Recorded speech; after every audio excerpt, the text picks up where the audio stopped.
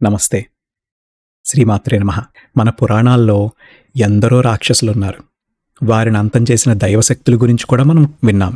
కానీ సాక్షాత్తు మన్మధుడి దహనం తర్వాత మిగిలిన భస్మం నుండి పుట్టిన ఒక భయంకరమైన రాక్షసుడి గురించి మీరు తెలుసా? 3,000,000 దేవతల్ని సైతం గడగడలాడించిన ఆ రాక్షసుడి కథ ఏంటో మీకు తెలుసా? ఆ రాక్షసుడిని అంతం చేయడానికి సాక్షాత్తు విశ్వమాత అయినటువంటి శ్రీ లలితా త్రిపుర సుందరి అమ్మవారు ఆవిర్భవించారని తెలుసా? ఈరోజు ఈ వీడియోలో ఆ రాక్షసుడి కథ ఏమిటి, అమ్మవారు ఆ రాక్షసుడితో యుద్ధం ఎలా చేశారు, ఆ సైన్యం ఎన్ని రోజులు పోరాడింది, ఆ వివరాలన్నీ తెలుసుకుందాం. అయితే ఈ కథ కొంచెం క్లుప్తంగా ఉంచడానికి ప్రయత్నిస్తున్నాను. లలితా సహస్రనామాల్లో 24 నుంచి 34 వరకు ఉన్న నామాలు భండాసుర వధ గురించి వివరిస్తాయి. అవును, ఆ రాక్షసుడి పేరు భండాసురుడు. ఇక ఆలస్యం చేయకుండా కథాంశంలోకి వెళ్ళిపోదాం. ముందుగా మనం భండాసురుడి జననం గురించి తెలుసుకోదాం. భండాసుర కథ మొత్తం మన్మధుడితో మొదలై మన్మధుడితో ముగుస్తుంది. అది ఎలాగంటారా? ఒకసారి మన్మధుడు శివుడిని మోహానికి లోనయ్యేలా చేస్తాడని ప్రకటించి అతనిపై పుష్పబాణాలు వేశాడు. ఆ కథ మనందరికీ తెలుసు. దాంతో శివుడు కోపోద్రిక్తుడై మన్మధుడిని తన 3వ కంటితో కాల్చి బూడిద చేస్తాడు. ఆ ప్రదేశం అంతా మన్మథ చితాభస్మంతో ఒక శ్మశాన వాటికను తలపిస్తుంది. అయితే ఆ భస్మం నుండి చిత్రకర్మ అనే పేరుగల రుద్రగణ నాయకుడు ఆ బూడిదలో కొంత భాగాన్ని తీసుకుని ఒక బొమ్మని తయారు చేసి దానికి ఒక పురుష రూపాన్ని ఇచ్చి తరువాత తను ప్రార్థించే రుద్రుడి దగ్గర నుంచి తను తెచ్చుకున్న శక్తితో ఆ బొమ్మకి ప్రాణం కూడా పోస్తాడు. ప్రాణం పోసిన తర్వాత ఆ బొమ్మకి రుద్రమంత్రాన్ని ఉపదేశించి తపస్సు చేసుకోమని చెప్పి అక్కడి నుంచి వెళ్ళిపోతాడు. అతి తీవ్రమైన తపస్సు చేసి రుద్రుడిని మెప్పించినటువంటి ఆ భండాసురుడు ఒక వరం పొందుతాడు. అదేం వరం అంటే, తనతో యుద్ధం చేసే శత్రువుల బలంలో సగం తనకే రావాలని, మరియు అతను చాలా దీర్ఘాయుష్కుడై ఉండాలని వరం కోరుకుంటాడు. వాటితో పాటుగా అతీతమైన శక్తులు ఎన్నో అతనికి వస్తాయి. అయితే ఇక్కడ మనం ఒకటి గ్రహించాలి.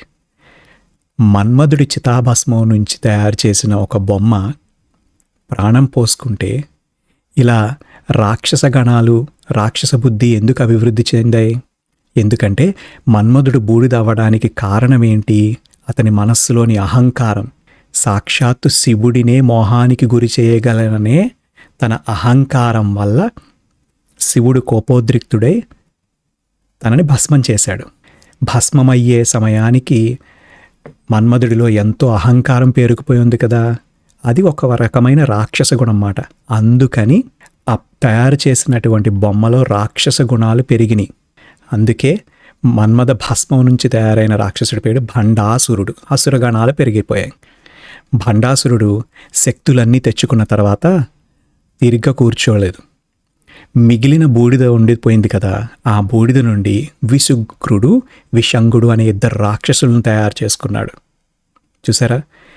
తన సంపాదించుకున్న శక్తితో మరో 2 రాక్షసులను తయారు చేశాడు. క్రమక్రమంగా భండాసురుడు, విశుక్రుడు, విషంగుడి శక్తులు తెలిసి ప్రపంచంలో ఉన్న రాక్షస గణాలన్నీ కూడా వీళ్ళ దగ్గరికి చేరాయి. అంతేకాదండి, రాక్షస గురువైన శుక్రాచార్యుడు, ఎవరు? శుక్రాచార్యుడు రాక్షస గురువు కదా, ఆయన కూడా భండాసురుడి వద్దకే చేరాడు. శుక్రాచార్యుడు భండాసురుడి దగ్గరికి రాగానే ముందుగా రాక్షసులందరూ ఉండడానికి నిర్భేద్యమైనటువంటి ఒక నగరాన్ని నిర్మించమని ఆదేశించాడు. ఆ నగరం పేరేమని పెట్టారో తెలుసా? శూన్యక.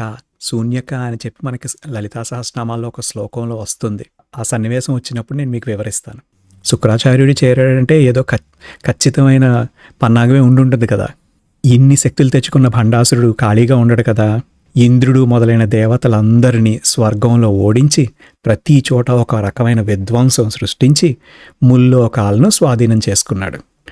రాక్షసులు దేవతలపై దాడి చేయడం, దేవతలు ఓడిపోవడం, వేరే చోటకి వెళ్ళిపోవడం, ప్రతిసారి ఇది జరుగుతూనే వచ్చింది.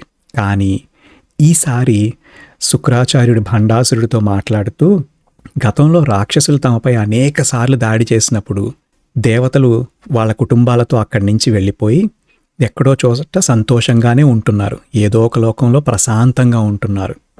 అంతేకాదు, ఇంతకు ముందు దేవతలకి అసురులకి జరిగిన ప్రతి యుద్ధంలో ఏదో విధంగా దేవతలు చివరిలో విజయం సాధిస్తున్నారు.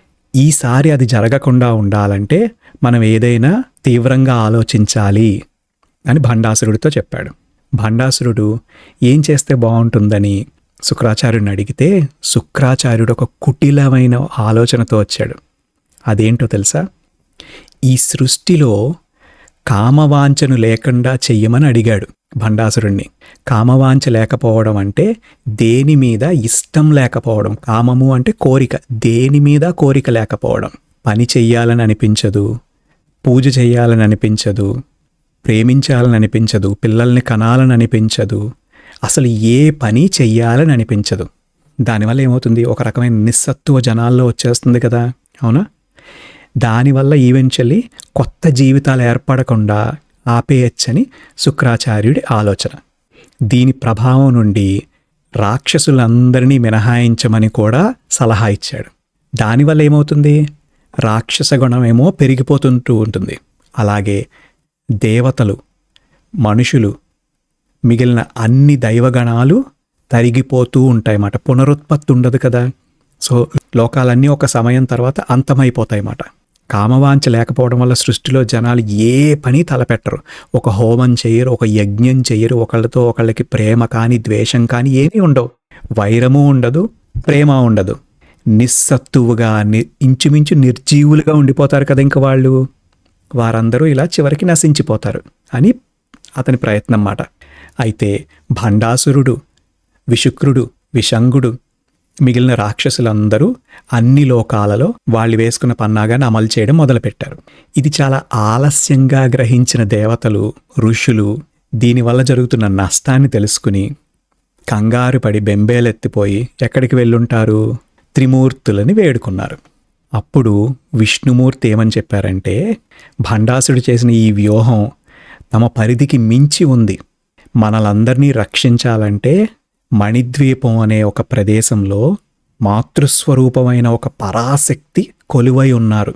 ఆమె మాత్రమే మనల్ని రక్షించగలరు. ఆమె ఈ లోకాలన్నిటికీ పైన వేరే లోకంలో, మణిద్వీపం అనే లోకంలో నివసిస్తున్నారు. మనం అక్కడికి వెళ్ళి అమ్మని వేడుకుంటే తప్పితే మనల్ని ఎవ్వరూ రక్షించలేరు అని చెప్పారు.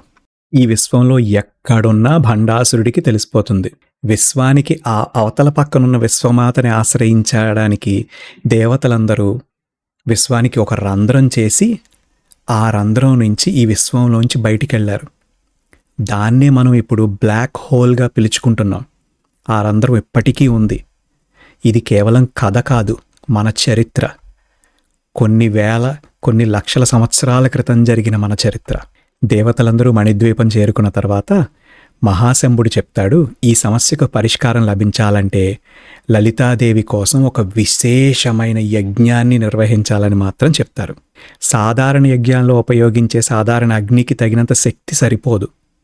జగన్మాతని తీసుకొచ్చే అంత శక్తి కావలసిన అగ్ని కావాలక్కడ అని మహాశంభుడు చెప్తాడనమాట. ఆయన అగ్ని ద్వారా తమ శక్తులన్నిటినీ అర్పించి దేవతలు లలితాదేవికి మొక్కాలని చెప్పి సూచించారు. అంతేకాదు, దేవతలందరూ అమ్మవారిని శరణం వేయడం కోసం అమ్మవారి యొక్క షోడశీ మంత్రాన్ని కూడా అందించారు.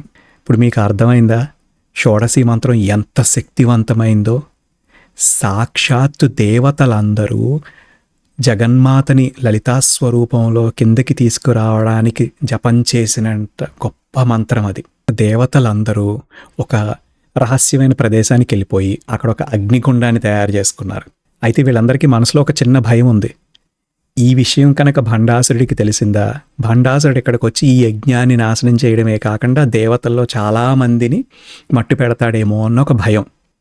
అలాంటప్పుడు దేవతల్ని ఎవరు రక్షిస్తారు? శ్రీ మహావిష్ణువు. శ్రీ మహావిష్ణువు అసురమోహిని అనే ఒక అవతారం తీసుకుని ఆ మోహిని అవతారాన్ని భండాసురుడు మొదలగు రాక్షసుల వద్దరికి పంపిస్తారు. ఆ శక్తి మోహిని రూపాలను ప్రతిబింబించి, అంటే ఒకటి కాదు ఎన్నో మోహిని రూపాలన్నీ తీసుకుని రాక్షసులతో కలిసి భండాసురుడు మొదలగు రాక్షసులందరితో కలిసి వాళ్ళ అనుచరులతో కలిసి వాళ్ళ దృష్టిని మార్చి వాళ్ళు ఆకర్షించడం ద్వారా వాళ్ళ దృష్టిని మారుస్తుంది మాట. అంటే వాళ్ళని ఒక రకమైన భ్రాంతిలో పెడుతుంది. ఇల్యూజన్ అంటాం కదా, వాళ్ళని ఒక రకమైన ఇల్యూజన్లో పెడుతుంది.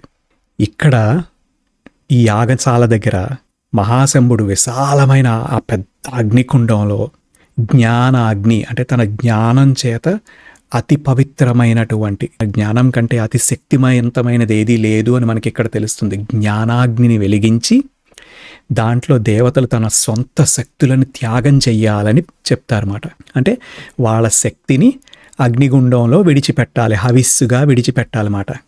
వాళ్ళ శక్తిని విడిచిపెట్టడం అంటే ఏంటో తెలుసా? ఉదాహరణకి అగ్నిదేవుడు ఉన్నాడు అనుకో, తనకి అగ్నిశక్తి అంటే దహించే శక్తి ఉంటుంది. వరుణదేవుడికి జలశక్తి కదా. అలా ఏ ఏ దేవుడికి ఏ ఏ శక్తులు ఉన్నాయో ఆ శక్తులన్నీ సమర్పించేమన్నారు. అంటే వాళ్ళలో ఉన్న తన శక్తిని సమర్పించేస్తే వాళ్ళని వాళ్ళు త్యాగం చేసుకున్నట్టు అర్థం మాట అక్కడ. అలాగే మిగిలిన దేవతలందరూ వాళ్ళ వాళ్ళ శక్తిని ఆ అగ్నిగుండంలో విడిచేశారు. అయితే మనం ఇక్కడ ఒక శ్లోకం గురించి తెలుసుకోవాలి. చితగ్నికుండ సంభూత దేవకార్య సముద్యత. చితగ్నికుండము అంటే జ్ఞానకుండము, వాళ్ళని వాళ్ళు త్యాగం చేసుకుని ఆ శక్తినంతా హవిస్సుగా ఇచ్చి సృష్టించినటువంటి కుండము నుంచి పుట్టిన తల్లి అని అర్థం మాట చితగ్ని. ఒక పక్క ఈ యజ్ఞం జరుగుతుండగా దేవతలందరూ యజ్ఞగుండం చుట్టూ కూర్చుని వారి వారి స్థానాల్లో తపస్సు చేయడం మొదలుపెట్టారు. ఏం తపస్సు? షోడశీ మంత్రం తపస్సు చేయడం మొదలుపెట్టారు. ఒక శుభగడియలో ఆ యజ్ఞానికి మెచ్చి కోటి సూర్య కాంతులతో చల్లని వెన్నెల లాంటి తేజస్సుతో అమ్మవారు ఆ యజ్ఞంలోంచి ఆవిర్భవించారు. ఎందుకని? దేవతల యొక్క పనిని పూర్తి చేయడం కోసం.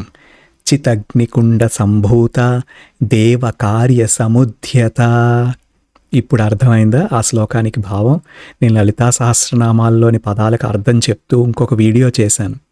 ఆ వీడియోని చూస్తే ఈ శ్లోకానికే కాకుండా మిగిలిన అన్ని పదాలకు అంతరార్థం ఏముంటుందో కూడా ఎక్స్ప్లెయిన్ చేశాను.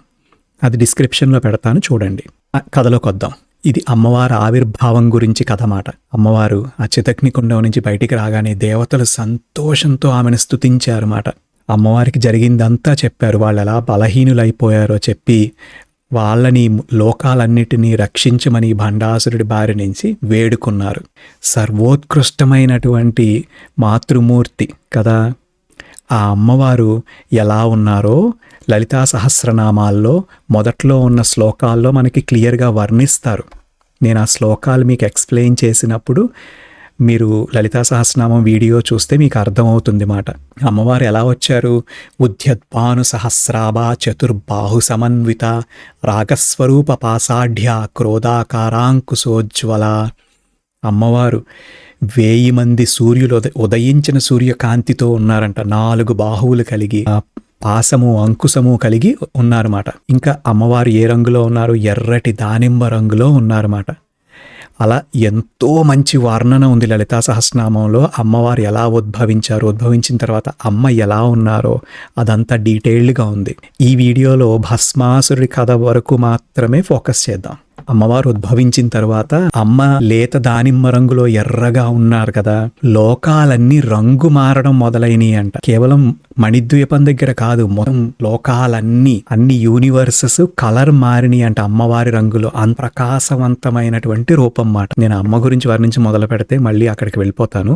మనం ఈ కథలోకి వచ్చేద్దాం. అమ్మవారికి పాసము, అంకుశము, చెరుకు విల్లు మరియు బాణాలు పట్టుకుని అమ్మవారు ఆవిర్భవించారు. దేవతలు చెప్పింది విని కరుణామయ్య అయినటువంటి లలితా త్రిపుర సుందరి అంత శక్తివంతమైన భండాసురుణ్ణి వధించడానికి అమ్మవారు సాక్షాత్ ఒక లోకాన్నే సృష్టించారంట. ఆ లోకంలో తన శక్తి నుంచి, తన నుంచి ఉద్భవించిన ఎన్నో దైవగణాలను, దైవ శక్తులను సృష్టించారు. వాళ్ళెవరెవరో నేను మీకు వివరిస్తాను. లలితా సహస్రనామాల్లో ఆ శ్లోకం ఉంటుంది. దేవర్షి గణ సంఘాత స్తూయమానాత్మ వైభవ భండాసుర వధోద్యుక్త శక్తిసేన సమన్విత. శక్తి సైన్యాన్ని సృష్టించింది అమ్మవారు. అందులో లక్షలాది ఏనుగులతో కూడిన గజ సైన్యంతో కూడిన సంపత్కరీ అమ్మవారిని సృష్టించారు. ఆవిడ అధిరోహించే ఏనుగు పేరు రణకోలాహలం. తరువాత లలితాదేవి యొక్క పాము నుండి అశ్వరూఢాదేవి ప్రత్యక్షమవుతారన్నమాట. అశ్వరూఢాదేవి అశ్వసైన్యాధ్యక్షురాలు మాట. అశ్వరూఢాదేవి అపరాజిత అనే గుర్రాన్ని ఎక్కుతారు. మనం శ్లోకాల్లో చదువుకున్నాగా.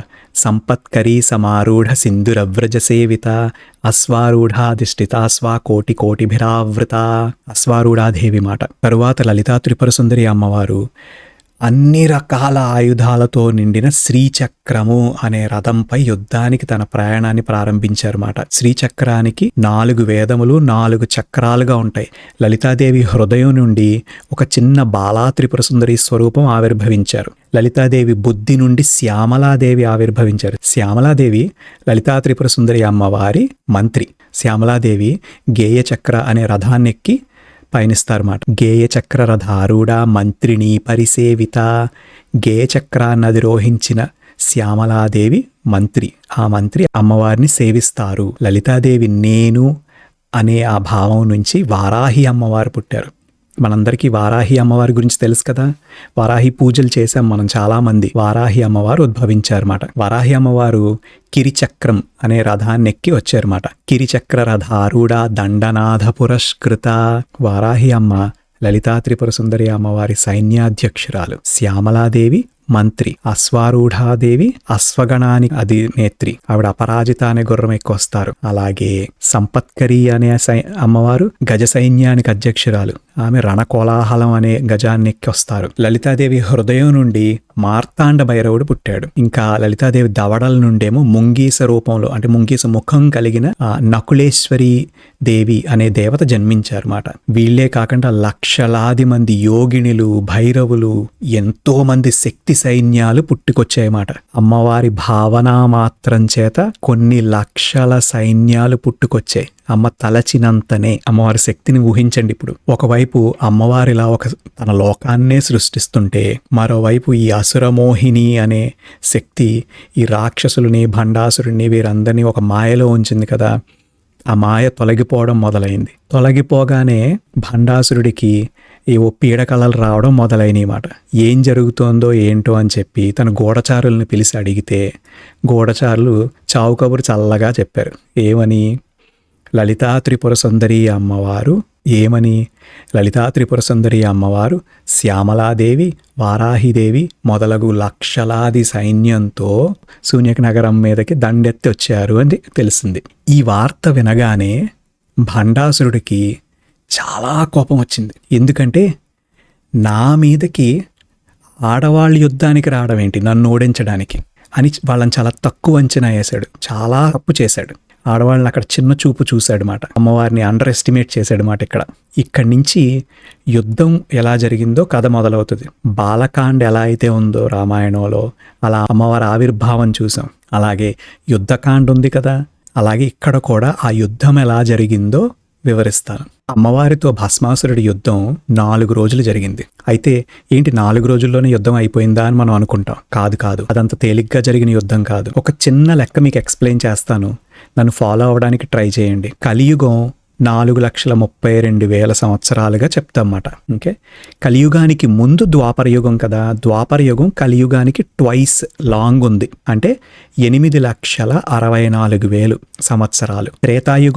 త్రేతాయుగం వచ్చి 3 times ద కలియుగం, అంటే 3 రెట్లు 12,96,000 సంవత్సరాలు మాట. అంటే 4,32,000 సంవత్సరాలకి 3 రెట్లు కదా. త్రేతాయుగానికి ముందు కృతయుగం అంటాం కదా.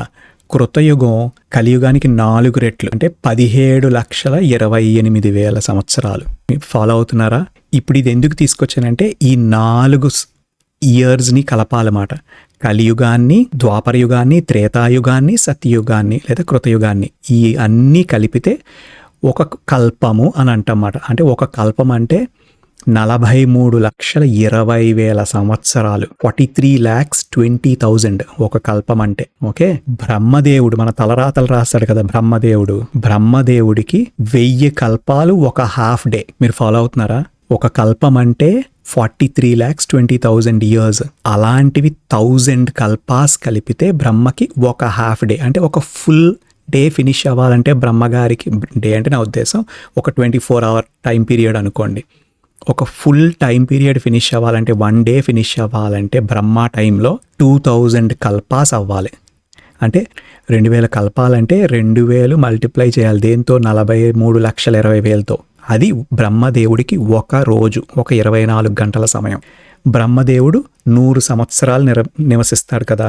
బ్రహ్మదేవుడి 100 సంవత్సరాల కాలము శ్రీ మహావిష్ణువుకి ఒక ఉచ్ఛ్వాస కాని నిశ్వాస కాని, హాఫ్ హిజ్ బ్రెత్ మాట.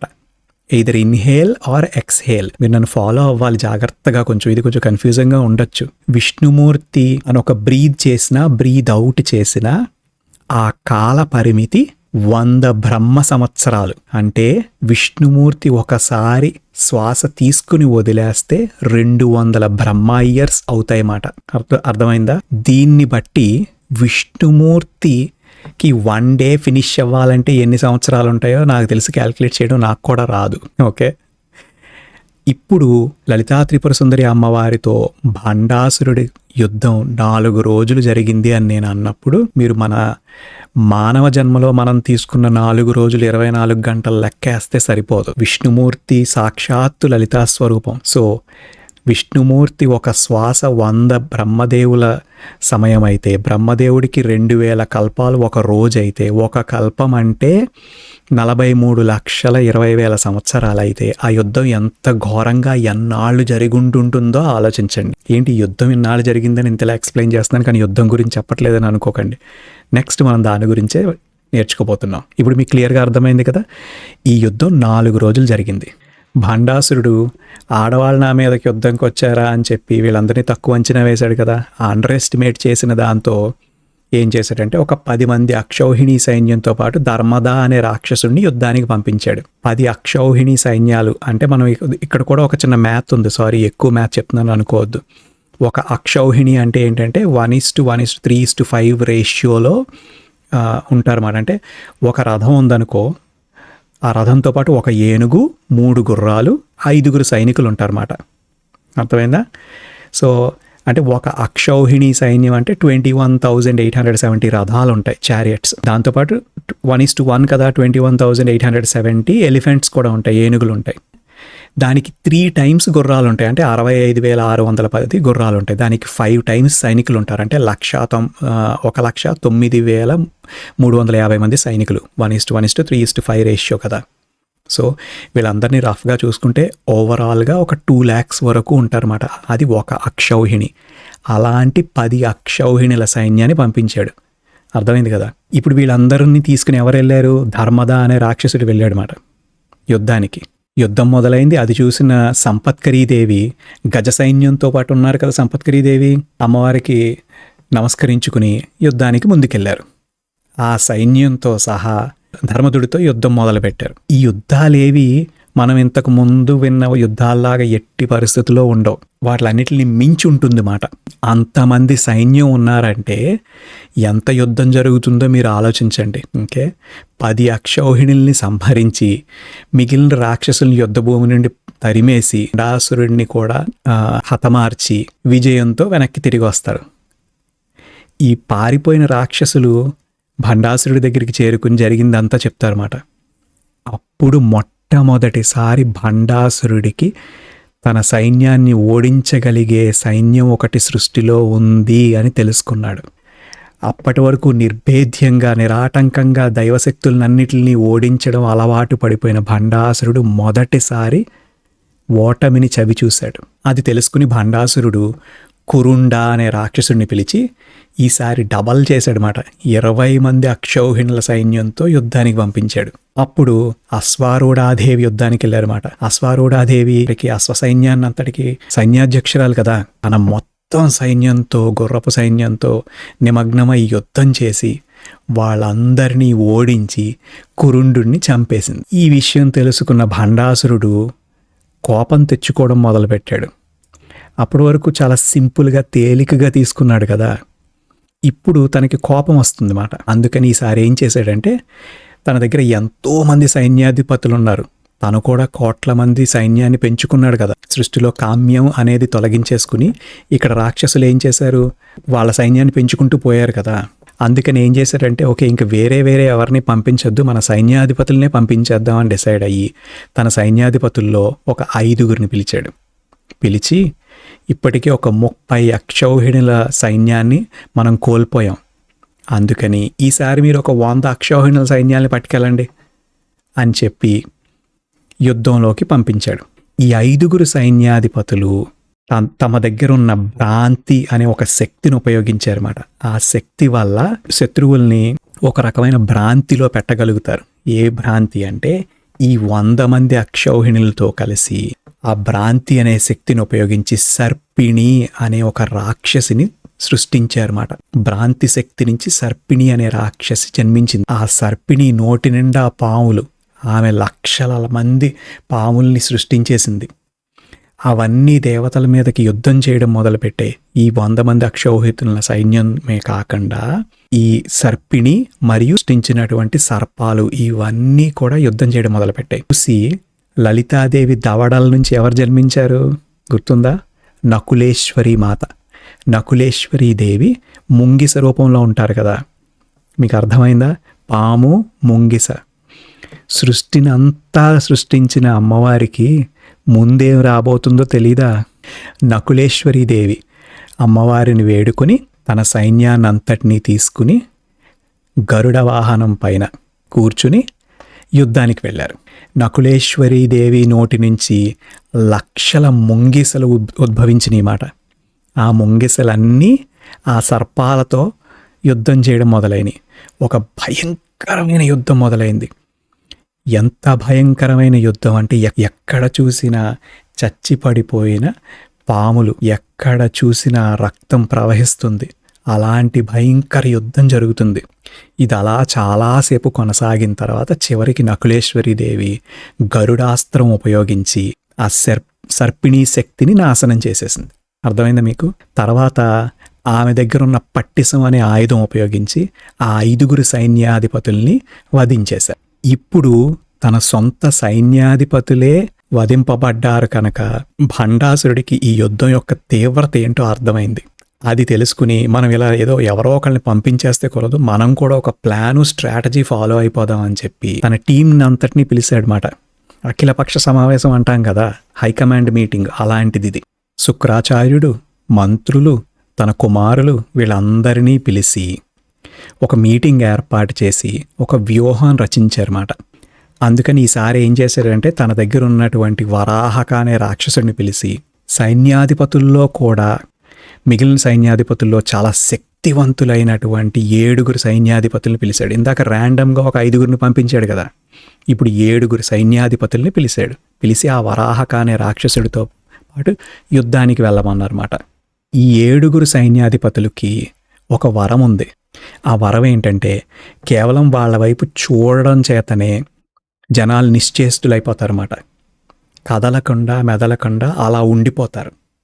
అది వాళ్ళు సంపాదించుకున్న వరం. చూడండి వాళ్ళు తపస్సులు చేసి ఎలాంటి శక్తులు పొందారో చూడండి. అంటే విగ్రహాల్లా అలా నిలిచి ఉండిపోతారు, ప్రాణాలతో ఉంటారు కానీ నిలిచి ఉండిపోతారు. అప్పుడు ఏమవుద్ది? యుద్ధం తేలికైపోతుంది, వీళ్ళు వాళ్ళని వధించేస్తారు. అర్థమవుతుందా మీకు? అయితే ఈ విషయం తెలియని లలితా త్రిపుర సుందరి అమ్మవారి సైన్యం ఆ రాక్షసులపై దాడి చేయడానికి యుద్ధానికి వెళ్తారన్నమాట. వెళ్ళిన నెక్స్ట్ మినిట్ ఏమవుతుంది? వీళ్ళందరూ నిశ్చేస్తులై విగ్రహాల్లాగా అలా నిలిచి ఉండిపోతారు. ఏం జరుగుతుందో తెలుసుకున్న వారాహీదేవి అమ్మవారి అంగరక్షకులు యుద్ధానికి బయలుదేరతారు. ఆ అంగరక్షకుని పేరు తిరస్కరణీదేవి. ఆమె చాలా శక్తివంతురాలు. ఆమె అంధం అనే ఒక శక్తిని ప్రయోగించి, ఒక అస్త్రాన్ని ప్రయోగించి వాళ్ళందరినీ రక్షించడానికి ముందుకొస్తారన్నమాట. ఆ అందం అనే శక్తి వల్ల ఏం జరుగుతుంది? రాక్షసుల చూపులు లలితాదేవి సైన్యం పైన పడకపోవడంతో ఆ సైన్యం మొత్తం ఒక్కసారిగా మళ్ళీ వాళ్ళని సమీకరించుకుని రాక్షసులందరినీ సంహరించేస్తారు. ఈ యుద్ధ ప్రభావం వల్ల యుద్ధ భూమి అంతా రాక్షస సైన్యం శవాలతో నిండిపోయి ఉంటుంది మాట. మిగిలిన సైన్యం ఎవరైతే ఉన్నారో వాళ్ళు భండాసురుడి దగ్గరికి వెళ్ళి జరిగిన వృత్తాంతం అంతా ఎక్స్ప్లెయిన్ చేస్తారు. భండాసురుడికి ఒక ఆలోచన వస్తుంది. ఏంటంటే సాధారణంగా రాక్షసులు అసురులకి రాత్రిపూట శక్తి చాలా ఎక్కువగా ఉంటుంది కదా, అందుకని భండాసురుడు ఒక ప్లాన్ వేస్తాడనమాట. ఆ ప్లాన్ని ఎలా ఇంప్లిమెంట్ చేయాలో తన సైన్యంతో చెప్తాడు. ఆ ప్లాన్ ఏంటంటే వాళ్ళందరూ నైట్ విశ్రాంతి తీసుకుంటూ ఉంటారు కదా, ఆ సమయంలో చీకట్లో కలిసిపోయి వాళ్ళ మధ్య చేరిపోయి సైన్యాన్ని హతమార్చేయమని ఒక ఐడియా ఇస్తాడు. అంటే అధర్మ యుద్ధం కదా, రాక్షసులకు ధర్మంతో పని ఏంటి? అధర్మ యుద్ధం చేయమంటాడు. తన సైన్యానికి చెందిన ఇంకో 10 మంది అక్షౌహిణులతో కలిసి నల్లని దుస్తులేసుకుని దొంగల్లాగా చీకట్లో కనపడకుండా ఉండడానికి ఆ చీకట్లో లలితాదేవి సైన్యంతో కలిసిపోయారన్నమాట. క్రమక్రమంగా వాళ్ళందరూ అమ్మవారి సైన్యం పక్కకి చేరి, చీకటిగా ఉంది కదా, ఎవరు వస్తున్నారో ఎవరు వెళ్తున్నారో వాళ్ళకి పాపం తెలియలేదు. కొంతసేపటి తర్వాత వాళ్ళని హతమార్చడం మొదలుపెట్టారు. ఏం జరుగుతుందో దేవతలకి కానీ దేవగణాలకు కానీ అర్థం కాలేదు. ఎవరు చంపుతున్నారో ఎందుకు చంపుతున్నారో తెలియట్లేదు. ఎందుకంటే వాళ్ళలోకి రాక్షస సైన్యం చేరిందని వాళ్ళకి అర్థం కాలేదు. ఇంతలో విషంగుడు వేసిన ఒక బాణం లలితా త్రిపుర సుందరి యొక్క తలవృత్తానికి తగులుతుంది అన్నమాట. తలవృత్తం అంటే అమ్మవారి విసును కర్ర అనుకోండి. లలితాదేవికి ఇప్పుడు అర్థమైంది ఏమని, ఓకే బయట వాళ్ళు ఎవరో మన పెరిమీటర్ లో ఎంటర్ అయ్యారని అమ్మవారికి తెలిసింది మాట. అప్పుడు లలితాదేవి వాహినివాసిని జ్వాలామాలిని అనే ఇద్దరు దేవతల్ని పిలిచారు. వాళ్ళు అమ్మవారి శక్తిలోంచి ఉద్భవించిన వారే. చీకట్లో రాక్షస సైన్యం లలితాదేవి సైన్యాన్ని ఎలా చంపేస్తున్నారో వాళ్ళందరికీ కాంతి ఎలా అవసరమో జ్వాలామాలిని అండ్ వాహిని అమ్మవార్లిద్దరికీ చెప్పి వాళ్ళని యుద్ధానికి పంపిస్తుంది. వెంటనే ఆ దేవతలిద్దరూ సూర్యుడు ఉదయించాడా అన్నంత కాంతివంతంగా ఒకేసారి యుద్ధ భూమిలో ప్రకాశమైన ఒక కాంతిని సృష్టించారన్నమాట. లలితాదేవి చుట్టూ ఉన్న నిత్య దేవతలు ఆ యుద్ధ రంగంలో ఉన్న రాక్షసులందరినీ చూసి వాళ్ళని ఈజీగా సంహరించడం మొదలుపెట్టారు. ఇది చూసి విషంగుడు ఆ మైదానం నుంచి పారిపోయాడు. వీళ్లతో పాటు విషంగుడు కూడా యుద్ధ భూమిలోకి వస్తాడు. ఆ విషంగుడు ఆ ప్రదేశం నుంచి పారిపోయాడు. ఆ తర్వాత వారాహి అమ్మ శ్యామలామాత వీళ్ళిద్దరూ జ్వాలామాలిని వాహినివాసిని అమ్మవారిని పిలిచి ఇది ఇంకెప్పుడు రిపీట్ అవ్వకుండా జాగ్రత్త పడాలి కాబట్టి వాళ్ళున్న ప్రదేశం చుట్టూ ఒక గోడను నిర్మించమని చెప్పారన్నమాట. ఆ గోడ 3 యోజనాల పొడుగుందంటే ఒక యోజనం అంటే 13 కిలోమీటర్స్ అనుకుంటా, 13 కిలోమీటర్లు అంటే 3 యోజనాల ఎత్తు, అర్థమైందా? 39 కిలోమీటర్ల ఎత్తు అగ్నిగోడను సృష్టించారన్నమాట. జ్వాలామాలిని కాక్షిప్త వహ్ని ప్రాకార మధ్యగా. శ్లోకం అర్థమైందా ఇప్పుడు? లలితా త్రిపుర సుందరి అమ్మవారి లలితా సహస్రనామాల్లో ఆ శ్లోకం ఉంటుంది. ఇంతకీ మనం ఈ ప్రాసెస్ అంతా ఒక పగలు ఒక రాత్రి మాత్రమే ఫినిష్ చేసాం. అది కూడా గాడ్ టైంలో అని అనుకోండి, ఒక పగలు ఒక రాత్రిలాగా. ఇప్పుడు రెండో రోజు యుద్ధం మొదలైంది. మొదటి రోజు చూసిన ఘోర పరాభవం గురించి భండాసురుడు కోపంతో రగిలిపోతున్నాడు అన్నమాట. మొదటి రోజే యుద్ధం హోరాహోరీగా సాగింది. ఇప్పుడు దాకా మీరు విన్నారు కదా. అప్పుడు భండాసురుడు ఏం చేశాడంటే వీళ్ళ వల్ల అవట్లా సైన్యాధిపతుల్ని పంపాడు, తన దగ్గర ఉన్నటువంటి పవర్ఫుల్ దుష్టశక్తుల్ని పంపించాడు. వాళ్ళెవ్వరూ యుద్ధంలో నెగ్గలేకపోయారని తెలుసుకుని భండాసురుడికి 30 మంది కుమారులు ఉన్నారన్నమాట, 30 మంది పిల్లలు. వారి శక్తి అనిర్వచనీయం మాట. ఎందుకంటే భండాసురుడి శక్తితో పాటు వాళ్ళు ఎంతగానో తపస్సు చేసి తెచ్చుకున్నటువంటి వాళ్ళ అజేయమైన శక్తులు ఎన్నో ఉన్నాయన్నమాట. సో వాళ్ళు సాహసోపేతమైనటువంటి యోధులు మాట. వాళ్ళని ఓడించడం ఈ విశ్వంలో ఎవ్వరి వల్ల అయి ఉండేది కాదు. వాళ్ళని 200 అక్షౌహిణులు ఇచ్చి యుద్ధానికి పంపిస్తారు. 30 మంది పరాక్రమవంతులైనటువంటి కుమారులు, వాళ్లతో పాటు 200 అక్షౌహిణుల సైన్యం. ఎంత పెద్ద యుద్ధం జరుగుతుందో చూడండి. ఈ 30 మంది కుమారులు, ఈ 200 అక్షౌహిణుల సైన్యం యుద్ధరంగంలోకి దిగగానే అది చూసి లలితా త్రిపుర సుందరి అమ్మవారు యుద్ధంలోకి ప్రవేశించుదాం అనుకునే లోపే బాలా త్రిపుర సుందరి అమ్మవారు అమ్మ దగ్గరికి వెళ్ళి, అమ్మా నువ్వు ఉద్భవించింది భండాసుర వధ కోసం, కనుక వాడి పిల్లల వరకు నువ్వెందుకు, వాళ్ళకి నేను చాలు, నేను వెళ్ళి వాళ్ళని వధించి వస్తానని చెప్పి అమ్మవారి ఆశీర్వాదం తీసుకుని యుద్ధానికి బయలుదేరతారు. బాలా త్రిపుర సుందరి అమ్మవారి స్వరూపం 8 ఏళ్ల 9 ఏళ్ల పసిపిల్ల. ఆవిడ శౌర్యం, ఆవిడ నేర్పు చూడండి. బాలా త్రిపుర సుందరి అమ్మవారు మిగిలిన సైన్యంతో కలిసి ఆ 200 మంది అక్షౌహిణుల్ని 30 మంది భండాసుర కుమారుల్ని అందరినీ హతమార్చేశారు చాలా సునాయాసంగా. అమ్మవారు ఏ రథం పైన వెళ్ళారు? హంస రథం పైన వెళ్ళి వాళ్ళందరినీ హతమార్చి విజయంతో తిరిగి వచ్చారు. ఇప్పుడు ఆలోచించండి, ఆ యుద్ధం ఎంత ఘోరాతి ఘోరంగా జరిగి ఉంటుందో. 200 అక్షౌహిణుల సైన్యమా, మోస్ట్ పవర్ఫుల్ 30 మంది భండాసుర పుత్రుల, వాళ్ళని ఒక్క బాలా త్రిపుర సుందరి అమ్మవారు హంసరథంపై వెళ్ళి వధించారా? కుమారులందరికీ శిరచ్ఛేదం చేసేసారా? అద్భుతమైన ఘట్టం కదా, మీరు విజువలైజ్ చేసుకోవాలి. ఇప్పుడు మీకు ఏ శ్లోకం గుర్తొస్తుంది? భండపుత్ర వధోద్యుక్త బాలా విక్రమనందిత. సో రెండో రోజు కూడా అలా ముగిసిపోయింది. ఇప్పుడు ఈ యుద్ధం గురించి తెలుసుకున్న విశుక్రుడు విషంగుడు కోపోద్రిక్తులైపోయారన్నమాట. విశుక్రుడు ఏం చేశాడంటే అప్పుడు తన దగ్గర ఉన్న శక్తులన్నీ ఉపయోగించి ఒక రాతి పలకం పైన మంత్రించి ఒక యంత్రాన్ని సృష్టించాడు. ఆ యంత్రం మీద ఎన్నో రకాలైనటువంటి దుష్ట పూజలు చేసి ఆ యంత్రానికి ఒక రకమైన శక్తిని తీసుకొచ్చాడు. ఆ యంత్రమే విఘ్న యంత్రం.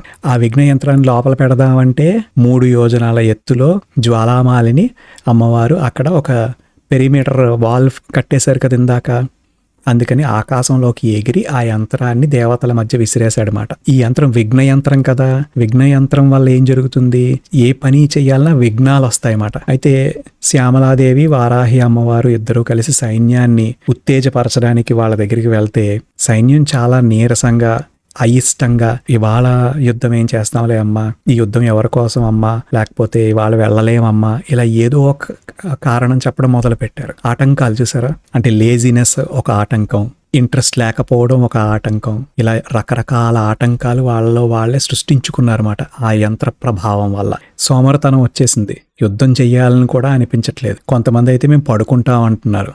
ఇదంతా గమనించి కలవరి పడిపోయి భండాసురుడు ఏదో ఖచ్చితంగా చేసే ఉంటాడని చెప్పి వాళ్ళిద్దరూ లలితా త్రిపుర సుందరి అమ్మవారి దగ్గరికి వెళ్ళి జరిగిందంతా ఎక్స్ప్లెయిన్ చేశారు. లలితా త్రిపుర సుందరి అమ్మవారు ఒక్కసారి క్రీగంట మహాకామేశ్వరుడి యొక్క అలా చూసిన ఉత్తర క్షణం గణపతి ఉద్భవించారు, అక్కడ మహాగణపతి ఉద్భవించారు. ఈ సంఘటన లలితా సహస్రనామాల్లో ఏమనుంది, కామేశ్వర ముఖాలోక కల్పిత శ్రీ గణేశ్వర. గణపతి బయటికి వస్తూనే అమ్మవారికి నమస్కరించి ఆ చుట్టూ ప్రాంగణం అంతా ఒక్కసారి తిరిగి చూశారు. అక్కడ ఆ రాతి యంత్రాన్ని చూసి దాన్ని తన చేతులతో విరిచి పక్కన విసిరి పాడేశాడు. వెంటనే లలితాదేవి సైన్యం మళ్ళీ ఒక రకమైన ఉత్సాహంతో, అమ్మ యుద్ధానికి వెళ్ళలేదేంటి, ఎందుకంటే వాళ్ళకి అసలు ఏం జరిగిందో కూడా తెలియదు, ఒక రకమైన మాయలో ఉండిపోయారన్నమాట. తొందరగా వెళ్ళి రాక్షసుల్ని వధించాలి కదా, పదండమ్మా అంటూ చాలా ఉత్తేజంతో ముందుకు కదలడం బయలుదేరారు. ఇది తెలుసుకుని ఇంక జరిగేది చేసేది ఏమీ లేక ఈసారి విశుక్రుడు విషంగుడు ఇద్దరూ కలిసి యుద్ధ భూమిలోకి వచ్చేశారు. వాళ్ళిద్దరే ఏమీ రాలేదు, 400 అక్షౌహిణుల సైన్యాన్ని తీసుకుని వచ్చారు ఈసారి. అంటే ప్రతిసారి ఎలా మల్టిప్లై అయిపోతున్నారో చూడండి రాక్షసులు. 10 మందితో మొదలై 20 మంది అయ్యి 100 మంది అయ్యి ఇప్పుడు 200 అయ్యి ఇప్పుడు 400 అయ్యారు. 400 అక్షౌహిణుల సైన్యం, విశుక్రుడు విషంగుడు, వీళ్ళు మహాబలవంతులు మాట. విశుక్రుడు విషంగుడు 400 అక్షౌహిణుల సైన్యం, వీళ్ళందరూ కలిసి బీభత్సం సృష్టించడం మొదలుపెట్టారన్నమాట. ఎంత బీభత్సం సృష్టించారంటే ఎంతో మంది దేవతలు దేవ సైన్యాలు వధించబడ్డారన్నమాట. అప్పుడు సాక్షాత్తు శ్యామలాదేవి వారాహీదేవి ఇద్దరూ యుద్ధానికి బయలుదేరారు. శ్యామలాదేవి విషంగుడితో విపరీతమైన యుద్ధం చేశారన్నమాట. విషంగుడిని వధించి విజయం సాధించారు. మనం ఇక్కడ ఏ శ్లోకం చెప్పుకుంటాం, మంత్రిణ్యంబా విరచిత విషంగ వదథోషిత. మరో పక్క వారాహిదేవి విశుక్రుడితో భయంకరమైన యుద్ధం చేయడం మొదలుపెట్టారన్నమాట. ఆ యుద్ధం ఎంతసేపు కొనసాగిందంటే ఉదయం నుంచి రాత్రి అయిపోయింది. ఇక్కడ విశుక్రుడికి తెలియని విషయం ఏంటంటే రాత్రి అయితే వారాహి శక్తి ఇంకా రెట్టింపు అవుతుంది. వారాహిదేవి పూర్తిగా చైతన్యవంతమైపోయి ఆ శక్తంతా ఉపయోగించి విశుక్రుడిని వధించారు. ఇక్కడ విశుక్ర ప్రాణహరణ వారాహి వీర్యనందిత అనే శ్లోకం మనం గుర్తు చేసుకోవాలి. అలా 3 రోజుల యుద్ధం అయిపోయింది మాట. రాక్షసులు చనిపోయారు, తర్వాత సేనాధిపతులు చనిపోయారు, ఆ తర్వాత ఇంకొంతమంది శక్తివంతమైన సేనాధిపతులు చనిపోయారు, తర్వాత భండాసురుడి 30 మంది కుమారులు చనిపోయారు, ఆ తర్వాత భండాసురుడే తయారు చేసి ప్రాణం పోసిన విశంగుడు విశక్రుడు ఇద్దరూ చనిపోయారు. 4వ రోజు రానే వచ్చింది. ఈసారి భండాసురుడు ఇంక వేరే చేసేదేమీ లేదు కదా. పైగా ఈ రాక్షసులందరికీ కామన్గా ఉండే క్వాలిటీ ఏంటో, రావణాసురుడు కూడా అంతే. అంత యుద్ధం జరిగి అంతమంది రాక్షసులు చనిపోయిన తర్వాత కూడా రాముడు ఒక్క చివరి అవకాశం ఇచ్చి ఈ యుద్ధం ఆపేద్దామని చెప్పినా కూడా యుద్ధానికి వెళ్ళాడు. సేమ్ అదే మూర్ఖత్వంతో భండాసురుడు 2185 అక్షౌహిణుల సైన్యాన్ని తీసుకుని యుద్ధరంగంలోకి ప్రవేశించాడు. మీరు ఒక్కసారి ఎంతమంది సైన్యం ఉండుంటారో ఊహించుకోవడానికి ప్రయత్నించండి. 2185 అక్షౌహిణులు. ఒక అక్షౌహిణి అంటే లక్షలలో రథాలు, గుర్రాలు, ఏనుగులు సైన్యం. అన్ని లక్షల్ని 2185తో మల్టిప్లై చేయాలంటే 2185తో మల్టిప్లై చేయండి. ఎంత సైన్యం వచ్చి ఉంటుంది. మనం ఇంత భీకరమైన యుద్ధం మహాభారతంలో చూసాం. అంటే మహాభారత యుద్ధం కంటే భీకరమైన యుద్ధం సృష్టిలో ఇంకొకటి జరిగింది. అదే భండాసుర వధ. ఎందుకంటే సాక్షాత్తు సృష్టి అంతమైపోయే పరిస్థితి వచ్చింది మాట. భండాసురుడి రథం పేరు అభీరం. అభీరం అనే రథాన్ని ఈ అక్షౌహిణుల సైన్యాలతో ముందుకు కదిలాడు. భండాసురుడి రథాన్ని 1000 సింహాలు లాగేవి. అయితే అతని సైన్యంలో కొంతమంది ఆకాశ మార్గం, కొంతమంది భూమార్గం, కొంతమంది జల మార్గం, రకరకాలైనటువంటి మార్గాలలో యుద్ధానికి బయలుదేరారు. ఇప్పుడు ఇక చివరిగా లలితా త్రిపుర సుందరి అమ్మవారే తనకు తానుగా సైన్యంతో యుద్ధానికి బయలుదేరారు. ఈ ఘట్టం చాలా అద్భుతంగా ఉంటుంది, ఒక్కసారి ఆలోచించండి. లలితా త్రిపుర సుందరి అమ్మవారి రథం పేరేంటి? శ్రీచక్ర రథం. శ్రీచక్ర రథానికి 4 వేదాలు చక్రాలుగా ఉన్నాయని మీకు ముందే చెప్పాను కదా. ఆమె రథాన్ని కేవలం 4 గుర్రాలు రాగుతాయి. ఆ 4 పురుషార్థాలు మాట, ధర్మార్థ కామ మోక్షాలు అంటాం కదా, ఆ 4 పురుషార్థాలు. ఆమెతో పాటు శ్యామలాదేవి, వారాహీదేవి కూడా వాళ్ళ రథాలతో ముందుకి కదిలారు. మహాభారత యుద్ధంలో 18 మంది అక్షౌహిణుల సైన్యం ఉండుంటే కేవలం భండాసురుడి దగ్గరే ఇక్కడ 2185 అక్షౌహిణుల సైన్యం ఉన్నారు. అంటే ఇది ఎంత తీవ్రమైన యుద్ధమో, ఎంత భయంకరమైన యుద్ధమో ఒక్కసారి గ్రహించండి. ఆ యుద్ధం మొదలైన తర్వాత ఇరువైపుల సైన్యం వధింపబడుతున్నారు. రక్తం ఏరులై పారుతోంది మాట. ప్రపంచం అంతా ఎర్రదనంతో నిండిపోయి ఉంది కదా, ఇప్పుడు రక్తం వల్ల ఎర్రబడింది మాట. నేను జరిగిన యుద్ధాన్ని అంతా ఒక క్లుప్తంగా చెప్పడానికి ప్రయత్నిస్తున్నాను కనుక నేను ఇంక డీటెయిల్స్లోకి వెళ్ళట్లేదు. లలితా త్రిపుర సుందరి అమ్మవారు వేసిన ఒక బాణానికి లక్షల బాణాలు పుట్టాయన్నమాట. ఆ బాణం భండాసురుడి యొక్క సైన్యాన్నంతటినీ చంపేసింది. మనం ఇక్కడే ఒక శ్లోకం చెప్పుకోవాలి. ఏంటది? భండాసురేంద్ర నిర్ముక్త శస్త్ర ప్రత్యస్త్ర వర్షిణి. భండాసురుడు వేసిన అస్త్రాలన్నిటిని తునాతునకలు చేసే ప్రత్యాస్త్రాల అమ్మవారు వేశారన్నమాట. అయితే తన సైన్యాన్నంతటినీ వధించేసిన లలితా త్రిపుర సుందరి అమ్మవారిని చూసి భండాసురుడు కోపోద్రిక్తుడైపోయాడు. తన దగ్గరున్న శక్తిని అంతా ఉపయోగించి ఒక అతి భయంకరమైన పని చేశాడు. భూత భవిష్యత్ వర్తమాన కాలాల్లో ఉన్నటువంటి రాక్షస గణాలన్నిటిని మళ్ళీ తీసుకొచ్చాడు. దాని ప్రభావం వల్ల హిరణ్యకశిపుడు, హిరణ్యాక్షుడు, రావణాసురుడు, కంసుడు ఇలాంటి ఎంతో మంది హతమైపోయిన రాక్షసులు మళ్ళీ పుట్టుకొచ్చారు. అయితే వీళ్ళందరినీ చంపాలంటే ఎవరి అవతారం అవసరం? విష్ణుమూర్తి అవతారం అవసరం అని తెలుసుకున్న లలితా త్రిపుర సుందరి తన 10 వేళ్ల గోళ్ల నుంచి దశావతారాలని సృష్టించారు మాట. కరాంగుళిన కోత్పన్న నారాయణ దశాకృతి. చెప్తుంటేనే నాకు ఒక రకమైన గూస్ బంప్స్ వచ్చాయి. అమ్మవారి 10 వేళ్ల గోళ్లలోంచి 10 అవతారాలు ఉద్భవించాయి మాట. హిరణ్యకశిపుడిని చంపడానికి నరసింహావతారం, రావణాసురుని చంపడానికి రామావతారం, ఇలా 10 అవతారాలు ఆ రాక్షసులందరినీ మళ్లీ వధించాయి. విచిత్రం చూడండి. అంటే భండాసురుడు తీసుకొచ్చిన ఈ రాక్షసులందరినీ కూడా అమ్మవారి సైన్యము, అమ్మవారి ప్రతిరూపాలు వధించేసినాయి, నాశనం చేసేసినాయి. ఇక ఉపేక్షించకుండా అమ్మవారు మహాశక్తివంతమైనటువంటి పాశుపతాస్త్రాన్ని వేశారు. ఆ పాశుపతాస్త్రం యొక్క శక్తి వల్ల ఇక మిగిలిన సైన్యం ఎవరున్నా కూడా వాళ్ళందరూ పూర్తిగా నాశనం అయిపోయారు. భండాసురుడు తప్ప ఇక ఎవ్వరూ మిగలలేదు. ఇక్కడేం శ్లోకం చదువుకున్నాం మనం? మహాపాశుపతాస్త్రాగ్ని నిర్దగ్ధ సుర సైనిక.